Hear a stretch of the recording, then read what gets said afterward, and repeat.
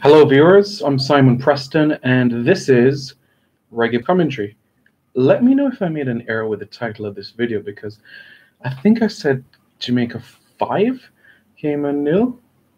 Did I? I'll have to double check that, but it's Jamaica 4, Cayman Islands nil in the first game of the CONCACAF League of Nations. What a result for the Jamaicans. Our first victory at the National Stadium since November of 2016 when we defeated Suriname 1-0. And now another victory for the Reggae Boys. So, who are the goal scorers on the day? Darren Mattock scored a brace and Corey Burke also scored a brace for the Jamaicans. Darren Mattock now has his tally at 16 international goals. Corey Burke has brought his tally to 4 international goals for Jamaica. And whenever Corey Burke scores for Jamaica, Jamaica wins. So it's a good omen. Darren Mattock, he got the opener in the second minute.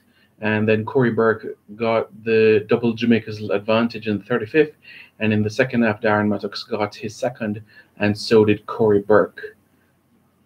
Should we do positives first or should we do negatives first? Well, let's start with the starting 11 first. Starting 11 for Jamaica's going into this game. Andre Blake in goal, Michael Hector, Ladale Ritchie, Adrian Mariappa, Damian Lowe, Kemara Lawrence, Javon Watson, Peter Lee Vassell, Corey Burke, Owain Gordon, and Darren Mattock. Let me tell you something about this young man named Peter Lee Vassell.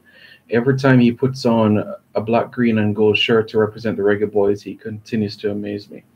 4 goals for Jamaica in 7 caps. You know, I'm surprised he didn't get on the score sheet this evening, but trust me, if there's anybody that can overtake Luton Shelton and Darren Mattock in terms of leading goal scorers for Jamaica, it's that man. Trust me.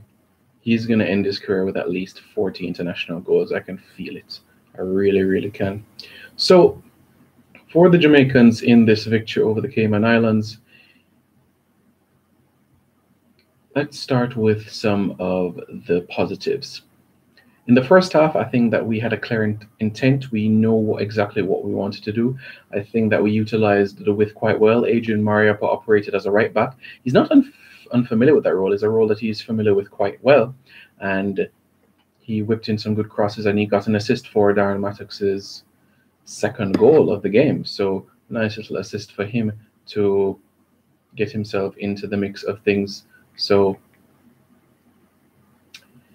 it was good for him to get himself involved. No, the reason why I'm laughing is just that one of my colleagues from work was telling me the goalkeeper of the Cayman Islands is a cricketer. His name is Roman Seeley, born in Barbados. And of course, Jamaica defeated Cayman Islands 4-0. So as a cricketer, he's a bowler. He's a leg break bowler. So one of my colleagues said to me, well, I said to him, he bowls right arm leg break. And he said, well, he couldn't stop that 4-day.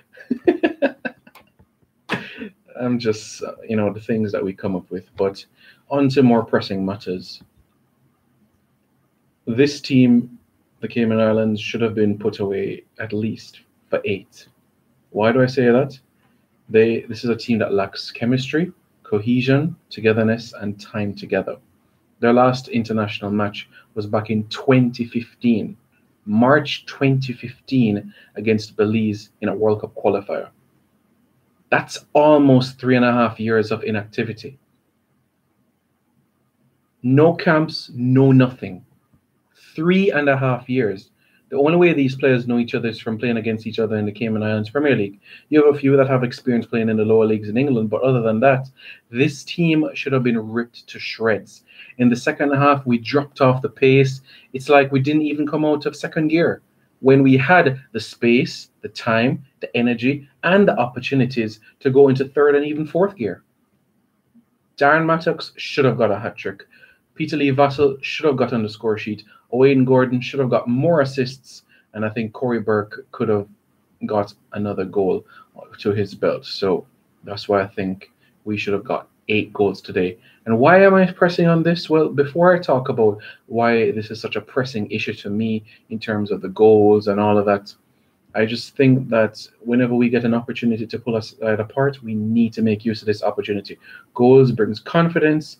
and it could really be of help to us if we could, bag a team. Our reputation continues to grow. Goals brings confidence. So the reason why this goals thing is an issue in the CONCACAF League of Nations, it's like because all the 34 teams that are participating in this competition, they're in this one giant table, right?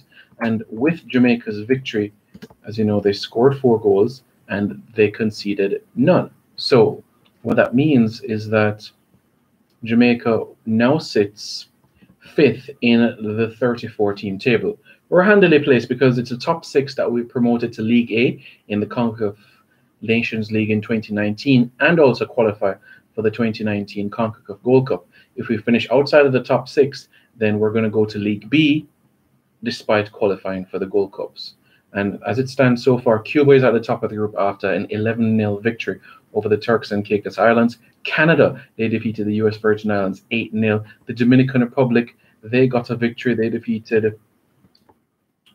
got a victory, winning a 5-0 margin over Bonaire. So Bonaire, a team that Jamaica is going to be playing next month. Belize, they got a result. They secured a victory where they've got better Bahamas 4-0. St. Lucia, they got a victory, defeated Antigua and Barbuda 3-0. So as it stands, we're talking about Cuba, Canada, Dominican Republic, French Guyana, Jamaica, Belize in the top 6. If we had put those chances that we had away and showed a bit more pace and a bit of guile and a bit of gusto, we could have very well been sitting second in the table behind Cuba. We need the goals. So coming up against Bonaire in October, we need goals. November, we'll play Suriname, a much trickier assignment. I'll take the victory. El Salvador on Central American soil is always a difficult ask. So just a reminder of how things have been going so far. Jamaica is going to play El Salvador in March 2019. El Salvador, they defeated Montserrat 2-1. They scored in the last minute, so a bit of shakiness there. And another opponent that we're going to play, like I said, Bonaire, they lost 5-0 to the Dominican Republic. Suriname, they drew 0-0 with Dominica. So that's how things stand at the moment where that is concerned. Let's see what you guys are saying in the comments. All right, Marvin Bennett up Jamaica. Adrian Samuels up move Jamaica. Yardi J.A. scores. Jamaica 4, Cayman Islands 0. Jamaica versus Chelsea FC up top. Yep. Kim G, good win for the boys. I think Watson and the number 16 played bad. And I'm impressed with Hector playing as a holding midfield. And we have the number 7 young guy who was very impressive. Yes, G, you were speaking about quite recently as well about Michael Hector playing as a holding midfielder. I think he has done well in that part. If you think about it, Adrian Mariappa and Idamian Lowe might be the future at the heart of centre defence. Well, I just said near future. So I don't have an issue with Michael Hector in that role. Is he the best player we have that can play holding midfield? No, but he's good at the role for right now. So I'd say it's a stopgap sort of move. British Love, it's a good look for Corey Burke representing Old Harbour High. Corey Burke has come a far way. Rivoli United to Bethlehem Steel to Philadelphia Union in the MLS. Coley 2 foot should have been 8 love, but it's all good. Glad to get a clean sheet. Yes, a clean sheet is important. Honestly, I don't think Andre Blake had a save to make. I think the first time he was really under pressure was until the 84th, 85th minute. Other than that, he had a quiet outing. I wouldn't be surprised if his jersey wasn't wet, didn't sweat the entire game. Okay, where can we watch these games? CONCACAF has put a streaming together on their website where one can follow games. Yurton Forbes, Ravel, what happened to Ravel? Ravel Morrison and his agent is sorting out a club for him in Portugal. It looks like it's going to be Victoria who plays in the top flight of Portuguese football because Lazio do not want him back in Serie A. Game G9, Jamaica should have been up by 7 in the first half, and the Cayman defense could hardly make a line of 4. We should have won by 12, to be honest. There's an argument for that as well. I just think 4 is too small a number. I predicted 4-0, but I think it's too small because if you remember my video on Friday, I said we're going to beat Cayman and at least by 4. So my prediction has come through yet again. Simon Preston, the genius. So that's what we think. Peter Lee Vassell is top quality, says J. Don Bennett. Yes, he is absolute quality. I can tell you this guy is a player that I've been impressed with since his days representing Jamaica at the under 17 level, and it is just a really sort of an intriguing move. So it's something really good looking for him. I think that he is somebody bright, and I think that he has a bright future ahead of him. Jamaica needs to pass more, says T. Wayne. Yes, because El Salvador and Suriname are not going to give us that much time on the ball. That's for sure. I can guarantee you that right now. El Salvador, they're going to be quicker to whenever we move towards, and Suriname is a team that is just so stubborn and plucky and ardent and ubiquitous. I wouldn't be surprised if it's a one-goal victory in that game. It's going to be really tough, that Suriname that game. Trust me, if there's any dark sleeping giants in the region, it's Suriname, I'm telling you. And you see, anyhow, them allow dual citizenship in Suriname, and they call up all of their Dutch players from Eredivisie. There's going to be a new king in the Caribbean. Did Ravel get a Jamaican passport? Everton Forbes? Yes, he got a Jamaican passport. Brandon Hudson Watson shouldn't start. As expressed on Friday, Brandon, I can understand your opinion where this is concerned.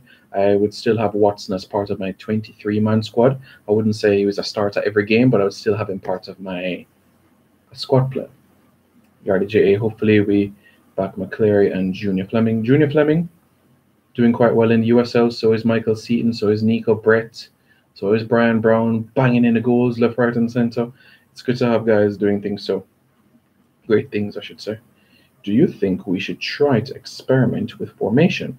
I really think we could do well with 3 at the back. Now, 3 at the back meaning a 3-5-2 or like a 3-4-3. I'm for experimentation in friendlies and games where you can experiment. Like Bonaire, that's a game I'd experiment. Suriname, nope. El Salvador, nope. Especially on Central American soil, nope. So we have 2 games coming up against Cuba, October 2 and October 5. I'll experiment in those games and the game against Bonaire. However, in November against Suriname, nope. And March 2019 against El Salvador, no. Jadon Bennett, I think we should practice more long shots. They will come in handy, and we already have the strength. Absolutely.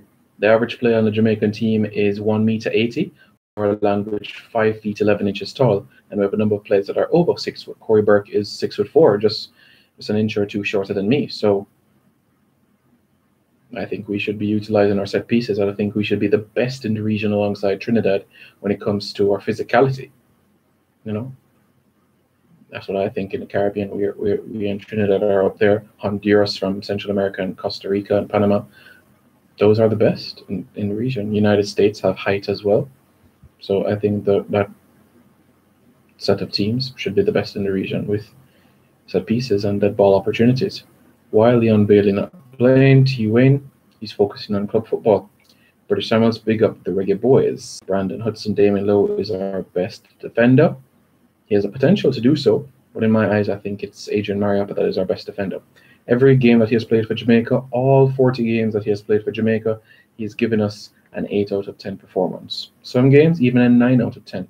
There's only one, you could say, poor game that he had in Jamaican colours, and that was in 2013, June to be specific, June 2013 against Honduras in a World Cup qualifier in Tegucigalpa or San Pedro Sula, where he got a red card.